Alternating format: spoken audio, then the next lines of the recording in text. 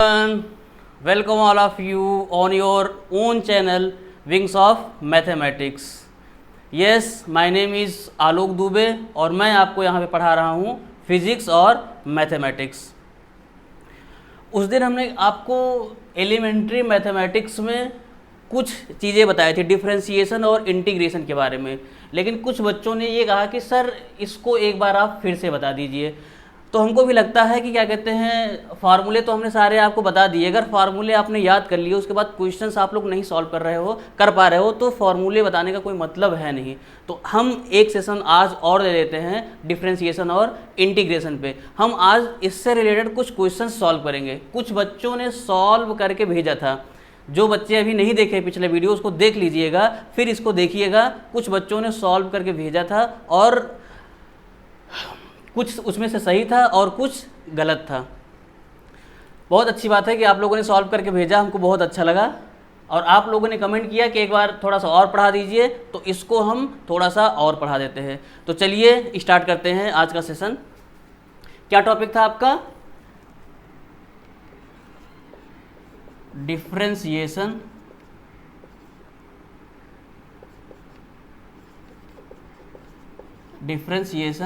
And integration.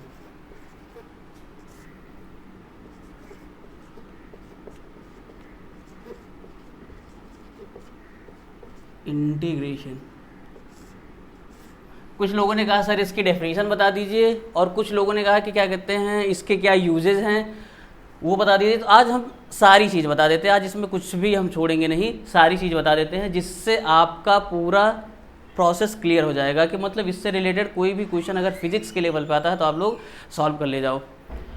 तो फॉर्मूले तो उस दिन हमने बता दिए थे, लेकिन एक्चुअली डिफरेंशिएशन का क्या मतलब होता है ये सारे बच्चों को समझ में नहीं आया था। हमने सिंपल से बताया था कि एक आपके पास फंक्शन है y equals to f x.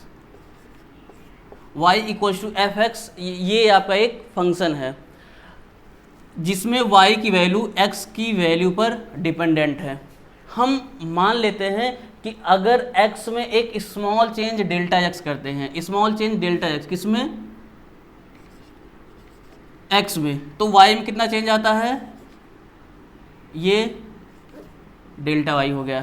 तो जो इसका एवरेज रेट ऑफ चेंज होगा वो कितना होगा? डेल्टा y अपॉन में डेल्टा x। ये इसका क्या है? Average rate of change of y with respect to x। Average rate of change of y with respect to x। x के चेंज करने पर y में क्या एवरेज चेंज आता है वो क्या है आपका? डेल्टा y अपॉन में डेल्टा x। अब अगर हम ये मान लेते हैं कि जो डेल्टा x है, delta x approaches to zero. ये क्या बात है सर? कहने का मतलब ये है कि जो डेल्टा x से बिल्कुल नियर अबाउट जीरो के आसपास है, मतलब बहुत कम है। इसको हम ये ले लेते हैं कि लिमिट इसी क्या ले लेते हैं? जीरो ले लेते हैं। इसको हम ऐसे लिख देते हैं, limit delta x tends to zero delta y upon में delta x। This is called differentiation. मतलब क्या हुआ? द सिंपल सी डेफिनेशन है डिफरेंशिएशन की, the instantaneous rate of change in y with respect to the change in x। x में change करने पर y की वैल्यू में क्या चेंज आता है वही क्या होता है? आपका डिफरेंशिएशन होता है।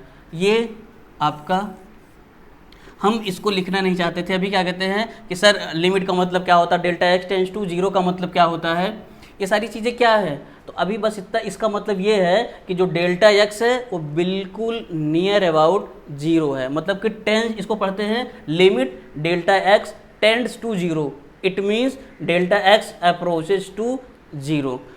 तो यही आपका होता है डिफरेंशिएशन। डिफरेंशिएशन का मतलब सिंपल सी डेफिनेशन है, the instantaneous rate of change of y with respect to x। ठीक है, इसका ये मतलब समझ में आया। कुछ क्वेश्चंस करते हैं तो आपको थोड़ा सा और अच्छे से समझ में आएगा एक्चुअली क्या मतलब होता है डिफरेंशिएशन का, ये आपको समझ में आ गया होगा। तो कुछ क्वेश्चंस करते हैं हम। फॉर्मूले तो उस दिन हमने लिख दिए थे, तो फार्मूले आपको याद होंगे। जैसे अगर हमने बताया था कि अगर y equals to 5x square है, इसका आपको डिफ्रेंशिएशन करना है। सिंपल सा है कि dy अपॉन में dx इक्वल्स टू, हमने क्या बताया था कि d अपॉन में dx ऑफ 5x स्क्वायर। तो जो कांस्टेंट होता है उसको हम आगे ले लेते हैं, dy अपॉन में dx इक्वल्स टू 5। अब x की पावर कितना आएगा, देखो हमने बताया था x की पावर n का डिफ्रेंशिएशन जो होता है d upon D x of x की पावर n, इसका डिफ्रेंशिएशन कितना आता है, इसका जो डिफ्रेंशिएशन आता है वो x की पावर n माइनस 1, यहाँ पे n x की पावर n माइनस 1, x की पावर n का ये डिफ्रेंशिएशन होता है। अब x की पावर 2 का डिफ्रेंशिएशन होगा। हमने कहा कि जो वेरिएबल है उसके साथ अगर कोई कांस्टेंट लगा होता है तो कांस्टेंट को पहले लिख देते हैं, जो वेरिएबल है उसको हम डिफ्रेंशिएट करते हैं। तो मतलब x की पावर 2 का डिफ्रेंशिएशन कितना होगा, x की पावर 2 का डिफ्रेंशिएशन होगा 2x। कहाँ से आया, देखिए x की पावर 2 था तो क्या किया आपने, 2 माइनस 1 यहाँ लिखा और यहाँ क्या लिखा, 2 लिखा। x की पावर n माइनस 1 और यहाँ पे n, x की पावर n माइनस 1 यहाँ पे n। अच्छे समझ में आ गया होगा ये।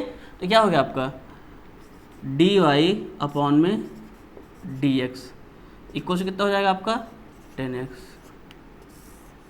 Is it clear, okay. उस दिन हमने आपको मल्टीप्लिकेशन का भी फार्मूला बता दिया था, डिवीजन का भी फार्मूला बता दिया था, जिसमें केवल सिंपल सा फार्मूला लगाना है तो वो क्वेश्चंस आप लोग आसानी से सॉल्व कर ले जाते हो।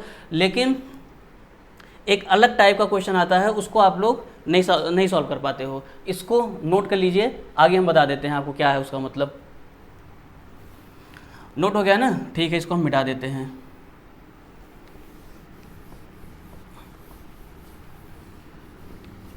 आप लोगों को प्रॉब्लम कहाँ पे आई थी, आप लोगों को प्रॉब्लम यहाँ पे आई थी। अगर हमने इसको ऐसे लिख दिया y इक्वल्स टू, यहाँ पे लिख दिया हमने, लिख देते हैं sine square x, y equals to sine square x, इसको आपको डिफ्रेंशिएट करना है। तो हमने आपको तो साइन एक्स का डिफ्रेंशिएशन बताया है लेकिन साइन स्क्वायर एक्स का तो डिफ्रेंशिएशन बताया नहीं है। तो अब देखो इसको कैसे करते हैं, इसको ध्यान से समझिएगा। नॉर्मली इसी टाइप के क्वेश्चंस आपको सॉल्व करने पड़ते हैं।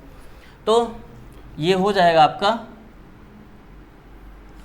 dy अपॉन में dx इक्वल्स टू, अब इसका तो हमें पूरा पता नहीं है तो हम क्या करेंगे, इसको पहले लिख लेते हैं d अपॉन में dx ऑफ साइन x का स्क्वायर। ठीक है, अब साइन x का स्क्वायर का तो हमें डिफ्रेंशिएशन पता नहीं है, हम क्या करेंगे, इसको हम t मान लेते हैं।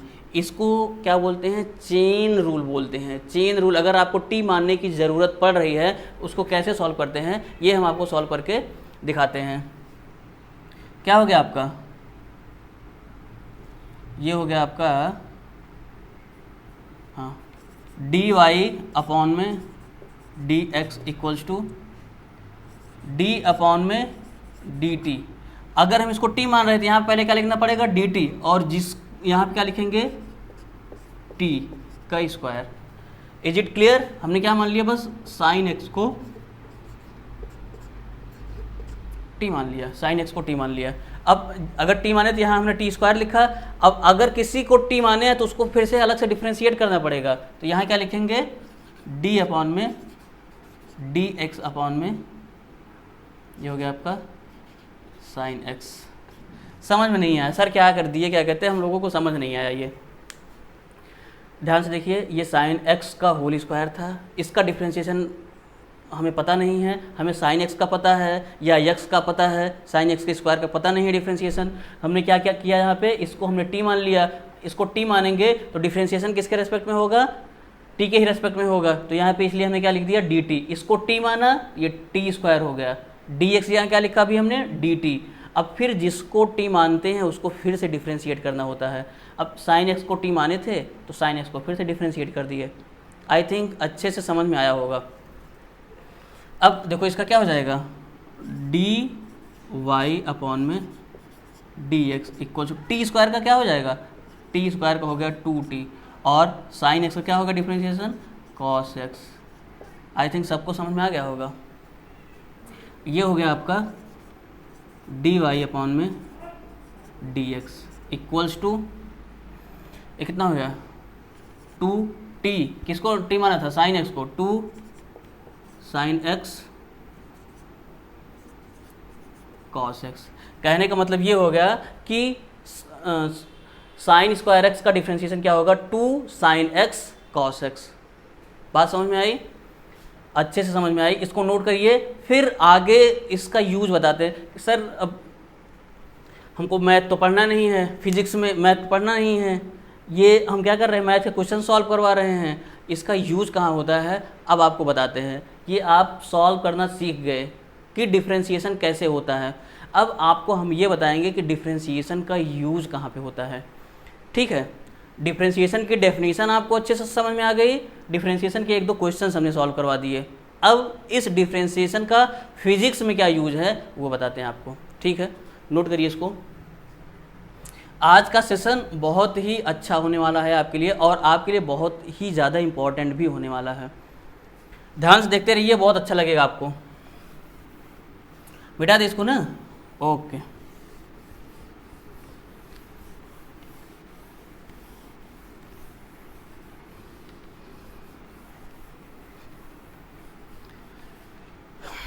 चलिए, अब एक क्वेश्चन दिया गया है।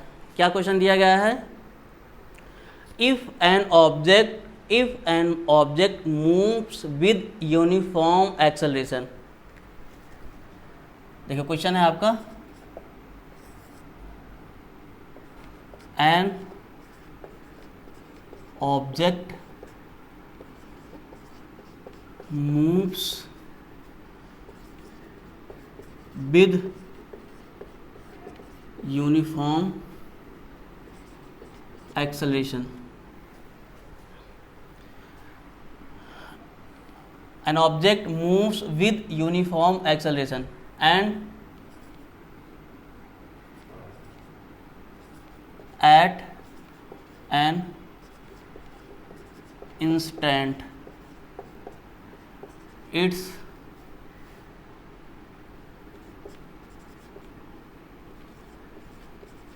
पोजीशन इज, कितना है पोजीशन इसकी, s equals to 2t square minus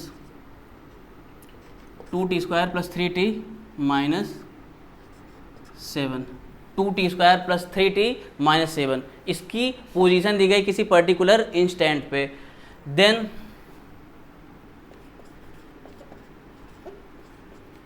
find initial velocity. दूसरा, ये आपका पहला हो गया इनिशियल वेलोसिटी, दूसरा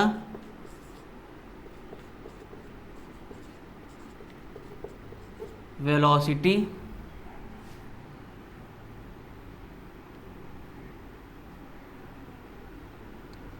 at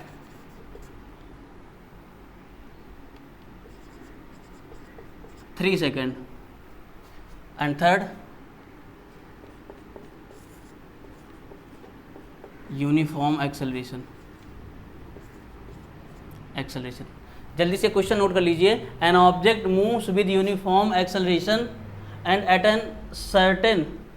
eight an instant its position is s equal to 2t square plus 3t minus 7। Then find its initial velocity, इसकी initial velocity find करनी है, और वेलोसिटी एट 3 सेकेंड, 3 सेकेंड पर उसकी वेलोसिटी क्या होगी, और इसका यूनिफॉर्म एक्सेलरेशन क्या है ये आपको फाइंड करना है। पोजीशन आपका इतना दे रखा है, तो ध्यान से देखिएगा कैसे इसको सॉल्व करते हैं, बहुत ही इंपॉर्टेंट है।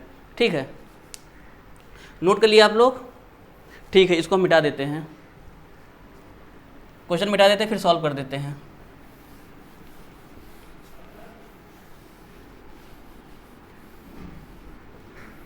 क्वेश्चन मिटा देते हैं, फिर इसको सॉल्व कर देते हैं हम। क्या है ये, s इक्वल टू 2t²।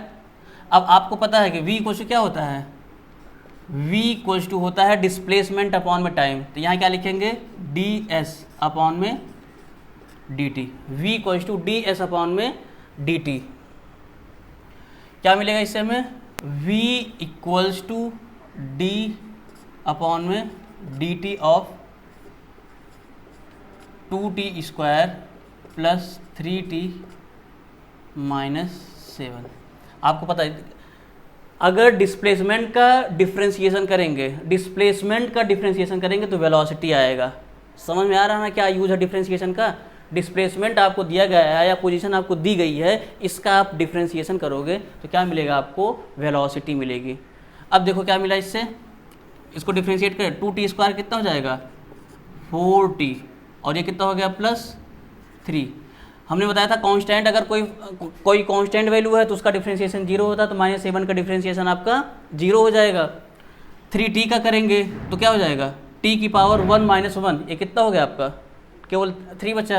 और ये आ गया आपका v। आपको क्या फाइंड करना था, इनिशियल वेलोसिटी। इनिशियल वेलोसिटी मतलब क्या होता है, t इक्वल्स टू 0। जब टाइम 0 था तब उसकी वेलोसिटी कितनी थी। और क्या फाइंड करना है, t इक्वल्स टू 3 पे आपको वेलोसिटी फाइंड करनी है। ठीक है, ये हो जाएगा आपका v इक्वल्स टू 4 × 0 प्लस 3। ये कितना हो गया आपका 3 मीटर पर सेकेंड। कहने का मतलब ये हो गया, आपकी इनिशियल वेलोसिटी कितनी हो गई आपकी 3 मीटर पर सेकेंड हो गई। अच्छे से समझ में आएगी नहीं, बहुत अच्छी बात है। ठीक है, समझ में सबको आ गया होगा। अब वेलोसिटी किस पर निकालनी है, velocity at time equals to 3 second. जब टाइम 3 सेकेंड है तब इसकी वेलोसिटी क्या होगी, ये आपको फाइंड करना है। फाइंड कर देते हैं हम इसको भी। तो v इक्वल्स टू कितना हो जाएगा आपका, देखिए 4 इंटू टाइम आपके पास कितना है 3 प्लस 3, ये कितना हो गया 4 3 या 12, 3 15 मीटर पर सेकेंड। उस ऑब्जेक्ट की वेलोसिटी आफ्टर 3 सेकेंड कितना है 15 मीटर पर सेकेंड। समझ में आ गया अच्छे से ना, ये बहुत अच्छी बात है। आगे हम लोग बढ़ चलते हैं। अभी आपको इसमें क्या निकालना है, इसमें आपको एक्सेलरेशन निकालना है। कैसे एक्सेलरेशन निकालेंगे, पहले इसको नोट करिए, तुरंत बताते हैं एक्सेलरेशन कैसे निकालना है। आप लोग इसको नोट कर लिए होंगे, ठीक है, मिटा देते हैं इसको हम।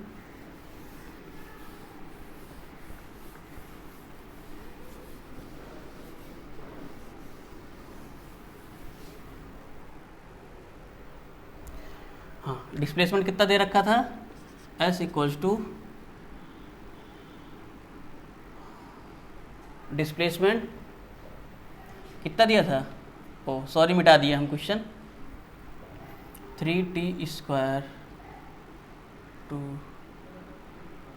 ये आपका 2t² minus 3t plus 3t minus 7 था। इसका डिफ्रेंशिएशन कितना आया था, वेलोसिटी की वैल्यू आपकी आई थी 4t प्लस 3। अब आपको एक्सेलरेशन निकालना था। एक्सेलरेशन के लिए हमने क्या बताया, acceleration equal to dv upon में dt।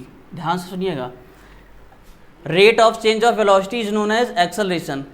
किस रेट से वेलोसिटी चेंज हो रही है वही क्या होता है आपका एक्सेलरेशन। यहाँ पे डिफ्रेंशिएशन का मतलब the instantaneous rate of change of velocity is known as acceleration. अब a equals to d upon में dt of 4t plus 3। Differentiate कर दीजिए, इसका तो डिफ्रेंशिएशन 0, इसका डिफ्रेंशिएशन कितना बचेगा 4। तो एक्सेलरेशन कितना आ गया आपका 4 मीटर पर second square. Is it clear. ठीक है, इसका एक यूज आपको पता चल गया, क्या कहते हैं कि डिफ्रेंशिएशन का यूज कहाँ पे होता है। डिफ्रेंशिएशन का यूज पोजीशन दिया गया है, वेलोसिटी निकालने के लिए होगा, वेलोसिटी से आपको एक्सेलरेशन निकालने के लिए यूज होगा। इस तरीके के क्वेश्चंस हम लोग just motion in straight line में सॉल्व करेंगे। इस टाइप के ढेर सारे क्वेश्चन मिलेंगे, मोशन इन स्ट्रेट लाइन। ठीक है, चलिए इसको नोट कर लिया आप लोग ना। चलिए ठीक है, एक क्वेश्चन इससे रिलेटेड और कर लें। अच्छा ठीक है, एक क्वेश्चन इससे रिलेटेड और कर लेते हैं। एक क्वेश्चन है कि क्या कहते हैं, एक बलून है आपके पास, एक बलून है, उसमें हम क्या फिल कर रहे हैं, एयर फिल कर रहे हैं, तो उसका जो वॉल्यूम है वो इंक्रीज हो रहा है। अगर एक बलून है आपके पास, उस बलून में हम एयर फिल कर रहे हैं, तो जैसे जैसे एयर फिल कर रहे हैं हम उसका वॉल्यूम इंक्रीज हो रहा है। तो आपसे क्वेश्चन पूछ लिया, find the rate of change of volume of the balloon when radius is 2 second, radius is 2 centimetre. क्या क्वेश्चन था, एक बलून है, उसमें एयर फिल कर रहे हैं, एयर जैसे जैसे फिल कर रहे हैं उसका वॉल्यूम इंक्रीज हो रहा है। तो आपसे पूछ रहा है कि जब उसका रेडियस 2 सेंटीमीटर हो जाएगा तो किस रेट से उसका वॉल्यूम इंक्रीज हो रहा होगा, उसको आप फाइंड करिए। बात समझ में आ गई? क्वेश्चन क्या है, तो आपको पता है कि बलून है तो वो किस शेप में उसका वॉल्यूम इंक्रीज होगा, स्फेरिकल शेप में। अब आपको पता है कि वॉल्यूम ऑफ स्फीयर कितना होता है, v = 4/3 pi r cube, 4/3 pi r cube. ये बलून का वॉल्यूम हो गया, ठीक है। अब आपको फाइंड क्या करना है, rate of change of volume with respect to its radius, then it is written as d/dr of 4/3 pi r cube. ये कितना हो गया आपका, dv/dr इक्वल्स टू 4/3 कांस्टेंट है, बाहर चला गया, 4/3 पाई इतना कांस्टेंट है, ये कितना हो गया, d/dr of r cube. r cube का डिफ्रेंशिएशन जल्दी से बता दीजिए आप लोग, d/dr इक्वल्स टू 4/3 पाई, ये कितना हो जाएगा, 3r², 3 से 3 कैंसिल, r क्यूब का कितना हो जाएगा, n पहले आया, फिर r की पावर n-1, 3 - 2 हो गया, ठीक है। ये कितना हो जाएगा आपका, dv/dr इक्वल्स टू कितना हो गया आपका, 4 पाई r²। आपको फाइंड क्या करना है, rate of change of volume when radius is 2 centimetre. इसी में ले आकर रख दो rate of change of volume, तो आपका ये हो गया, आपका 2 सेकंड में पूछ रहा है, यहाँ पे 2 रख दिए, 3 सेकंड बाद पूछ रहा है, यहाँ पे 3 रख दीजिए। ये कितना हो जाएगा आपका, dv/dr इक्वल टू कितना हो जाएगा, 4 पाई इंटू 2 का स्क्वायर। ये कितना हो जाएगा आपका, 16 पाई हो जाएगा। आगे बात समझ में, अच्छे से समझ में आ गया होगा सबको, ठीक है, बहुत अच्छी बात है। आप लोग ऐसे ही सॉल्व करके कमेंट करके भेजा करिए, हमको बहुत अच्छा लगता है, हम आपके लिए और अच्छे अच्छे वीडियोस बनाएंगे, ठीक है। सॉल्व करिएगा और भेजिएगा ज़रूर, ठीक है। इसको नोट कर लीजिए, आगे बढ़ चलते हैं हम लोग। इंटीग्रेशन का भी यूज़ आपको बता देते हैं। आई थिंक डिफ्रेंशिएशन का अगर आपको फिजिक्स लेवल का कोई क्वेश्चन आएगा, आसानी से आप लोग सॉल्व कर ले जाओगे। अगर फिर भी आप लोगों को क्वेश्चन ढूंढिए, क्वेश्चन करिए, नहीं आ रहा है आप कमेंट में क्वेश्चन लिखिए, अगले दिन हम उसको ज़रूर सॉल्व करेंगे, 100% सॉल्व करेंगे, ठीक है। इसको नोट कर लीजिए।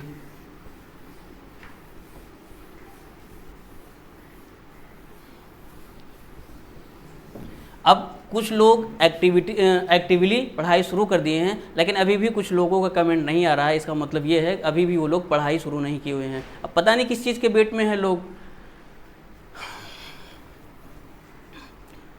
ठीक है। अब इंटीग्रेशन आपको बताया था हमने, इंटीग्रेशन का एक्चुअली मतलब क्या होता है। इंटीग्रेशन का मतलब ये होता है कि अगर किसी फंक्शन का डेरिवेटिव दिया गया है, if the derivative of a function is given, then finding the function is known as integration। हमने क्या बताया कि एक फंक्शन है, उसका डेरिवेटिव दिया गया है, जैसे लिखा गया है आपको d/dx of f(x) equals to gx। तो फंक्शन क्या था, ये gx कहाँ से आया था, उसकी वैल्यू आपको फाइंड करनी है। Normally the reverse process of differentiation is known as integration. अभी समझ में नहीं आया आपको क्या मतलब है, क्या बताया हमने, इंटीग्रेशन का मतलब ये है कि अगर आपको किसी फंक्शन का डेरिवेटिव दिया गया है, किसी फंक्शन का डेरिवेटिव दिया गया है, तो वो फंक्शन क्या था उसी को फाइंड करना क्या कहलाता है, आपका इंटीग्रेशन कहलाता है। ठीक है, तो अगर क्या कहते हैं d/dx of f x equals to g x है, समझ आ रही बात ना, तो अगर जी एक्स का हम इंटीग्रेशन करेंगे तो क्या मिलेगा हमको, एफ एक्स मिलेगा। कहने का मतलब ये हो जाएगा, ये g x d x equals to क्या हो जाएगा आपका f x. Is it clear? तो इससे रिलेटेड फार्मूले हमने बताए थे आपको। तो पहले तो हम आपको क्या कहते हैं, एक और इंटीग्रेशन में एक छोटा सा पार्ट और है, डेफिनिट इंटीग्रल। क्या है? Definite integral. डेफिनिट इंटीग्रल बता देते हैं, अगर किसी फंक्शन का इंटीग्रेशन दो डेफिनिट वैल्यूज के बीच में किया जा रहा है तो क्या कहलाता है, आपका डेफिनिट इंटीग्रल कहलाता है। If the integration of a function is done between the two definite values, यहाँ पे कुछ और नंबर लिख दिया, कुछ यहाँ पे नंबर लिख दिया, उन दोनों नंबर्स के बीच में उस फंक्शन का इंटीग्रेशन करेंगे तो क्या कहलाएगा, आपका डेफिनिट इंटीग्रल। और नॉर्मली फिजिक्स में डेफिनिट इंटीग्रल ही यूज होता है। अभी एक क्वेश्चन क्या कहते हैं इंटीग्रेशन का यूज करके हम आपको दिखाएंगे। चलिए मिटा दे इसको ना, समझ में आया? देखिए क्या है, कल एक क्वेश्चन हमने दिया था, लोगों को समझ में नहीं आ रहा था। ठीक है, जैसे ये आपको दे दिया गया है, integration of cos 7x, cos 7x का इंटीग्रेशन करना है आपको। तो इसको ये बहुत सारे बच्चे नहीं सॉल्व कर पाए थे। कल हमने sin 5x का दिया था, तो एक्चुअली मतलब समझ नहीं पाए बच्चे क्या था इसका। जब भी इसका इंटीग्रेशन आपको करना है, अब आपको पता है कि हमने इंटीग्रेशन तो cos x का बताया है, cos 7x का तो बताया नहीं है। तो सबसे पहले क्या करो, आप 7x को t मान लो, 7x को आप t मान लो। तो अगर t मानोगे तो यहाँ पे आपको dt लाना पड़ेगा। अगर इसको आप t मान रहे हो तो यहाँ पे आपको dt लाना पड़ेगा। अब dt लाने के लिए क्या करते हैं, इसको डिफ्रेंशिएट करते हैं, d/dx of 7x equals to dt/dx। 7x का डिफ्रेंशिएशन कितना बचेगा, केवल और केवल 7 बचेगा। तो 7 इक्वल्स क्या हो जाएगा आपका dt/dx। तो dx वैल्यू कितनी आ जाएगी, dt/7। कहने का मतलब ये हो गया कि अगर आपको इसको इंटीग्रेट करना है, 7x को आपने t माना, 7x को अगर आप t मान रहे हो तो हमें dx की जगह dt लानी है। तो dt लाने के लिए हमें इतना करना पड़ेगा। अब क्या करेंगे, यहाँ पे यहाँ लिखेंगे हम cos t, और ये dt/7 हो गया। तो इसको हम 7 को यहाँ ला के ले देते हैं 1/7। इसका इंटीग्रेशन कर देते हैं तो 1/7। ये कितना हो गया आपका cos t का sin t। अब कुछ पूछते सर ये dt कहाँ चला गया, जब dt रहता तभी यहाँ पे इंटीग्रेशन होगा। समझ आई बात ना? तो इतने पूरे का इंटीग्रेशन sin t होता है। आगे बात समझ में? अब ये आपका इंटीग्रेशन हो गया। ठीक है, अब इससे रिलेटेड क्वेश्चन आप लोग सॉल्व कर ले जाओगे। तो हम कुछ क्वेश्चंस दे देते हैं, दे दिया जाए ना। चलिए अभी थोड़ी देर में दे देते हैं, लास्ट में। ये आपको समझ में आ गया? ठीक है, आगे बढ़ चलते हैं।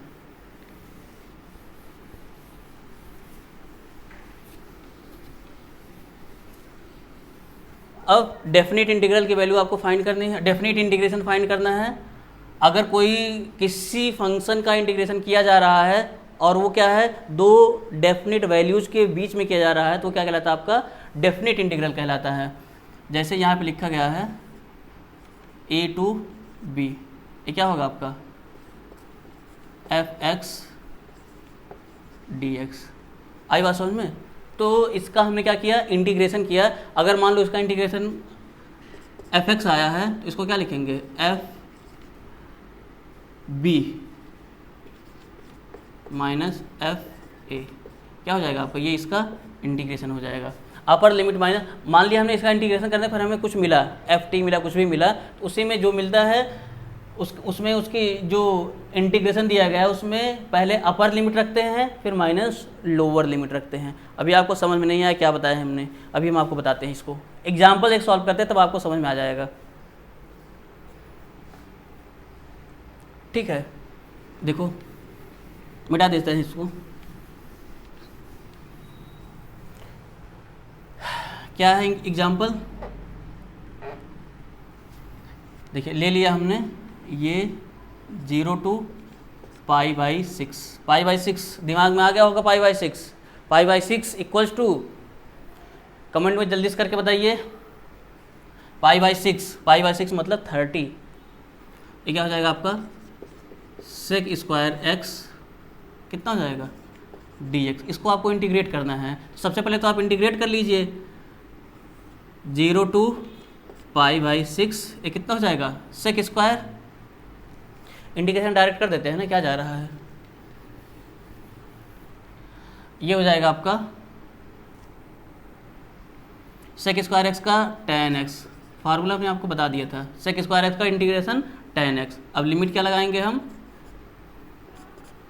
लिमिट लगाएंगे क्या 0 to π/6, जहाँ पे यक्स है एक बार वहाँ पे π/6 रख दीजिए फिर 0 रख दीजिए, ये कितना हो जाएगा आपका tan π/6 माइनस tan 0। ठीक है, tan π/6 की वैल्यू याद तो होगी ही आपको, tan/6 मतलब tan 30, tan 30 मतलब 1/√3 और tan 0 की वैल्यू 0 होती है। तो ओवरऑल इंटीग्रेशन कितना आ गया, मतलब कि 0 to π/6 sec² dx की जो वैल्यू आएगी कितनी आएगी 1/√3। आई थिंक सबको अच्छे से समझ में आ गया होगा। ठीक है, चलिए सर एक इसका यूज़ करके बता दीजिए, इसका यूज़ कहाँ पे है। इसका यूज़ बहुत ज़्यादा है, एक हम करके दिखाते हैं, आपको बहुत मज़ा आएगा। सब लोगों ने इक्वेशंस ऑफ मोशन तो पढ़े होंगे। अभी जब motion in straight line second या थर्ड चैप्टर है आपके ही बुक में, क्या कहते हैं एनसीईआरटी का थर्ड चैप्टर है क्या, मोशन इन स्ट्रेट लाइन। उसमें जो इक्वेशंस ऑफ मोशन है उसमें सारे इक्वेशन को हम इंटीग्रेशन से करके दिखाएंगे आपको। लेकिन आज हम एक करके दिखा देते हैं आपको। कौन सा, देखिए आपका सेकेंड इक्वेशन ऑफ मोशन हम निकालते हैं, क्या यूज है second equation of motion, second equation of motion.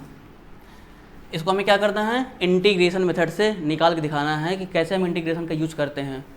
अब सेकेंड इक्वेशन निकालना है तो सबसे पहले आप काम क्या कर दीजिए, आपको पता है क्या पता है, v equals to ds/dt, v equals to ds/dt। ये तो पता है कि डिस्प्लेसमेंट में जो चेंज होता है वो क्या होता है आपका, rate of change in displacement position is known as velocity. आई बात समझ में अच्छे से। मान लेते हैं उस ऑब्जेक्ट की इनिशियल वेलोसिटी u थी और फाइनल वेलोसिटी क्या थी, v थी। ठीक है, कोई दिक्कत नहीं है। अब इसको करेंगे क्या हो जाएगा, यहाँ से लिखेंगे ds इक्वल्स टू कितना होगा, ds equals to v into dt, v into dt, कोई दिक्कत नहीं है।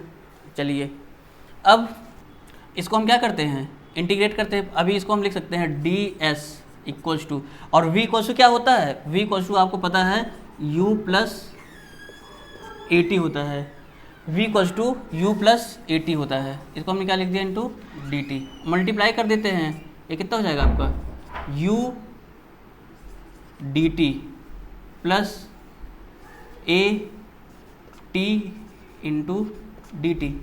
बात समझ में आ रही है, किसकी वैल्यू है, ds की। अब इसको हम इंटीग्रेट करते हैं, ds को कहाँ से लेते हैं, इनिशियल डिस्प्लेसमेंट 0 था, फाइनल डिस्प्लेसमेंट हमने यस मान लिया। अब इनिशियल टाइम 0 था और बाद में टाइम कितना था, t था। इनिशियल टाइम 0 था, बाद में टाइम क्या था, t था। आई बात समझ में। यहाँ पे dt है तो हमने t लिखा हुआ है, यहाँ पे ds है, यहाँ पे हमने यस लिखा हुआ है। बात समझ में आ रही है।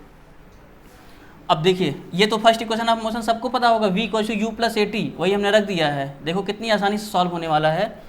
ये हो गया आपका डी एस का इंटीग्रेशन आपको पता है, डी एस है यहाँ पे तो है ही नहीं है एस। अगर एस की पावर 0 है तो इसका इंटीग्रेशन कितना होगा, एस की पावर 0 + 1 अपॉन में 0 + 1, एक यहाँ कितना आ जाएगा एस। कहने का मतलब कि यहाँ पे यस नहीं है तो इसका इंटीग्रेशन कितना होगा, इसका इंटीग्रेशन होगा एस। अब यहाँ पे u तो क्या है, dt के रेस्पेक्ट में कांस्टेंट है तो u बाहर चला आएगा और dt का इंटीग्रेशन क्या बचेगा, dt के साथ t नहीं लगा हुआ है बाहर, तो इसका मतलब t की पावर 0 ऑलरेडी है। इसका इंटीग्रेशन कितना हो जाएगा, पहले तो इसका इंटीग्रेशन कर लिया, क्या हो गया आपका ds का हो गया s, लिमिट हमने लगा दिया क्या 0 to t equals to u तो आपका बाहर हो गया, dt का इंटीग्रेशन कितना हो गया आपका t, लिमिट क्या लगा दिया हमने 0 to t प्लस ये तो आपका बाहर हो गया और t dt मतलब कि t का इंटीग्रेशन क्या होगा, t की पावर 1 + 1 अपॉन में 1 + 1 t² अपॉन में 2 हो जाएगा। मतलब कि यहाँ पे a तो बाहर हो गया आपका, t का a कांस्टेंट था यहाँ पे, a यहाँ पे कांस्टेंट था इसलिए a बाहर हो गया, t dt का इंटीग्रेशन किया कितना है आपका t² अपॉन में 2, लिमिट क्या लगाया हमने 0 to t।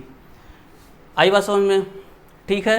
एक स्टेप और नीचे लिख देते हैं, अभी दिख रहा होगा, अभी दिख रहा है, एक ये हो जाएगा आपका s - 0, यहाँ पे u t - 0 प्लस a ऊपर t² - 0 का स्क्वायर अपॉन में 2। इतना समझ में आया आपको ना, ठीक है। इसको हम इंटीग्रेट करके इधर लिख देते हैं, ठीक है। ये हो जाएगा आपका s - 0 क्या बचेगा आपका, s - 0 आपका बचा s और u t - 0 क्या हुआ आपका ut प्लस यहाँ पे देखो a t² - 0 स्क्वायर क्या बचेगा आपका at² अपॉन में 2, क्या हो गया आपका s equals to ut plus half at², ठीक है। ये हो गया आपका सेकेंड इक्वेशन ऑफ मोशन, कैसे हमने इंटीग्रेशन के मेथड से निकाल दिया। अब देख लीजिए कितना ज़्यादा यूज है इंटीग्रेशन और डिफरेंशिएशन का, बात समझ में आ रही है। सॉल्व करिएगा, प्रयास करिएगा फर्स्ट इक्वेशन और थर्ड इक्वेशन आप लोग अपने आप से निकालने का प्रयास करिए। अगर नहीं निकाल पाओगे तो अभी तो हम तो इक्वेशन ऑफ मोशन जब डिराइव करवाएंगे सारा करवाएंगे, ये तो इसका यूज था तो हमने आपको बता दिया, ठीक है। इसको आप लोगों ने अच्छे से कर लिया होगा, समझ में आया अच्छे से आपको कि नहीं, इसको आप लोग नोट कर लिए ना, ठीक है। अब आपको इंटीग्रेशन अच्छे से समझ में आ गया होगा, अभी भी नहीं आया होगा तो फिर से कमेंट कर दीजिएगा, हम फिर से आप लोगों को बता देंगे, ठीक है। आप लोग कमेंट करके बताते हो सॉल्व किया, हमें कम से कम ये पता चल जाता है कि आप लोगों ने वीडियो पूरा देखा, और प्रयास करिए कि वीडियो पूरा देखिए, ठीक है। थोड़ा सा नया है अभी, फिर भी हम कहीं भी कुछ भी कोई टेक्निकल वर्ड यूज नहीं कर रहे हैं, क्योंकि आप लोग अभी अभी 10th से 11th में आए हो और आपको कोई इतनी बड़ी चीज़ हम बताना नहीं चाहते हैं कि आपको लगने लगे कि बड़ा टफ है। इतनी आसान आसान चीज़ें हैं, ठीक है। तो जो आपके लेवल की चीज़ें हैं अभी आपको वही बताया जा रहा है, तो इसको आप लोग अच्छे से करिएगा, घर पे एक बार फिर से करिएगा अच्छे से, इंटीग्रेशन और डिफरेंशिएशन।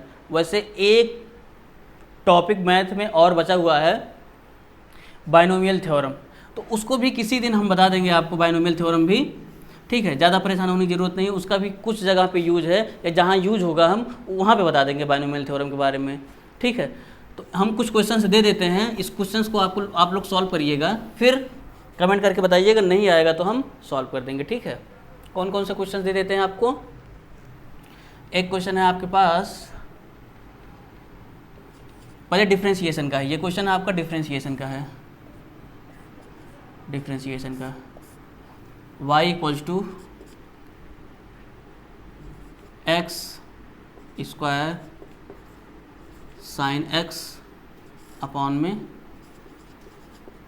कॉस x, ठीक है। y equals to 3x plus 5 का की पावर 3 कर देते हैं, ठीक है। और y equals to x cube cos square x.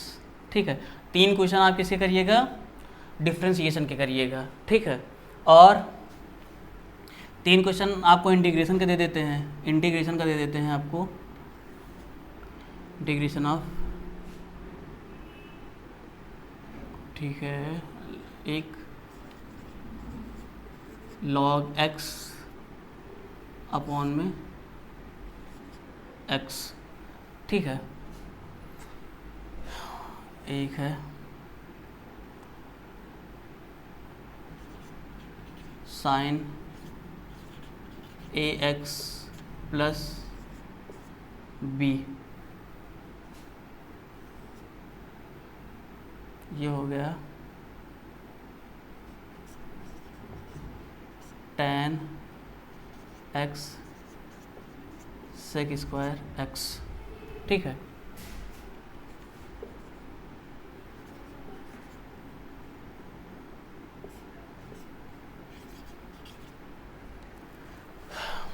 एक और लिख लीजिए, ये हो जाएगा आपका sec square 7x into dx। इतने क्वेश्चंस हैं, इन क्वेश्चंस को आप लोग नोट कर लीजिए और सॉल्व करके हमको भेजिएगा।